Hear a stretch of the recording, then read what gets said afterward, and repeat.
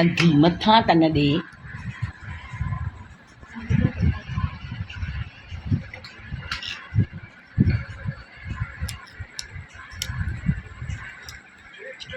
Hello guys, अस्सलाम वालेकुम। ये पकोड़े बनाए हैं रात के लिए, थोड़े से बनाए हैं टेस्ट करने के लिए। तो चैनल को लाइक करें, शेयर करें, कमेंट करें, तो आपकी मेहरबानी।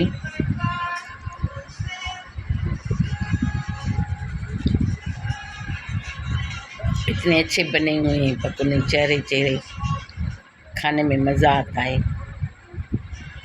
इंसान खाता तो है, ये नुकसानकार भी है खाने के लिए।